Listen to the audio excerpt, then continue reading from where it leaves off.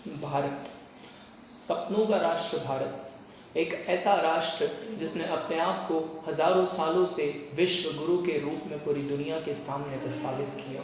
जिस देश ने पूरी दुनिया को ज्ञान दिया, जिस देश ने पूरी दुनिया को बुद्ध दिए, जिस देश ने पूरी दुनिया को हर तरह का सुख, शांति और अमन का पैगाम दिया। एक वो राष्ट्र जिस राष्ट्र ने अपने मेहमानों को भगवान माना और अपने यहाँ हर किसी का आगमन होने दिया। भगवान माने गए इन्हीं मेहमानों ने शैतान बनकर देश की एकता, अखंडता और संप्रभुता को चुनौती दी और देश को गुलाम बनाया। भारत एक ऐसा राष्ट्र जिसकी संस्कृति को बर्बाद करने की कोशिश अरबों ने, मुगलों ने और अंग्रेज़ों ने की। उनकी इसी कोशिश से इस राष्ट्र की एकता और अखंडता को भंग करने के लिए इस राष्ट्र को खंड खंड में बांट दिया गया। जो राष्ट्र की सीमाएं अफगानिस्तान तक फैली हुई थी, उस राष्ट्र के टुकड़े टुकड़े कर उस राष्ट्र को छोटा राष्ट्र कर उसकी संस्कृति को मारने की कोशिश की गई। उसके बाद भी सभी आक्रांतकारी भारत की संप्रभुता, भारत की एकता और भारत की अखंडता को भंग करने में नाकामयाब रहे। इसका कारण रहा भारत की बहुत ही गहनीय संस्कृति, और भारत की इसी संस्कृति की रक्षा करने के लिए कई क्रांतिकारियों ने, कई महान योद्धाओं ने अपने प्राणों का बलिदान दे दिया। ऐसे महान योद्धा जिन्हें भारत की खोखली राजनीति ने इतिहास की किताबों, इतिहास के पन्नों तक से बाहर कर दिया। मैं युवराज सिंह ठाकुर आप सभी लोगों का स्वागत कर रहा हूं आपके अपने यूट्यूब चैनल युवराज सिंह ठाकुर में। जब आज हम हमारे देश के महान क्रांतिकारियों की कहानी को सुनते हैं तो आज भी हमारे रोंगटे खड़े हो जाते हैं और हमारी रगों का जो रक्त है वो उबल आता है। लेकिन फिर भी अगर मैं आपसे कहूं कि इतिहास के पन्नों में दर्ज कई क्रांतिकारी ऐसे हैं जिन्हें हमारे इतिहास की किताबों से छीनकर हमारे बच्चों से उन क्रांतिकारियों की, महान क्रांतिकारी कहानियों को हमारे देश की खोखली राजनीति ने छीन लिया। हम आज जिस इतिहास को पढ़ रहे हैं वो इतिहास पूरी तरह से पाश्चात्य इतिहास लिखा गया है।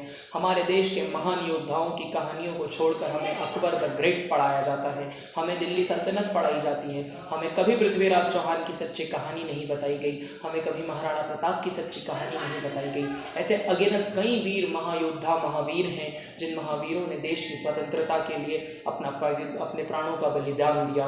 1192 में जब गजनी के सुल्तान ने पृथ्वीराज चौहान को धोखे से हराकर उन्हें वीरगति प्राप्त करवाई थी, तब से दिल्ली भारत से चला गया था, तब से भारत गुलाम है। और इस गुलामी की जंजीरें 1947 में तकरीबन 750 साल की गुलामी के बाद टूटी।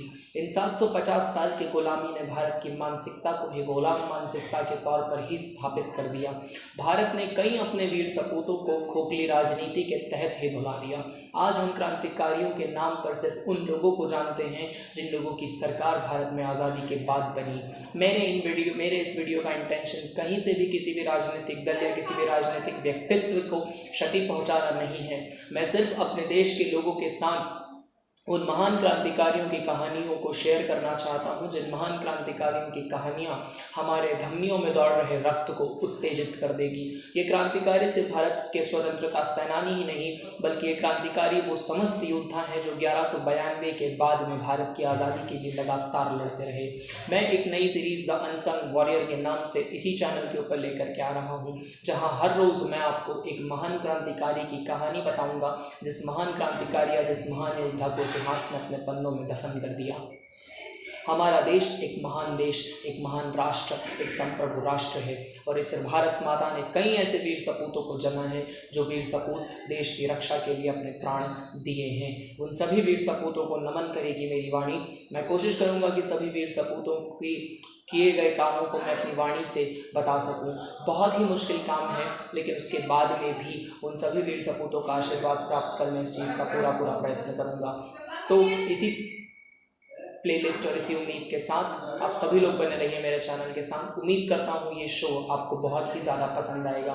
ये एक इंट्रोडक्टरी सेक्शन है, इसके बाद में मैं इस शो के वीडियोस जो अपलोड करना शुरू करूँगा। तब तक के लिए जय हिंद।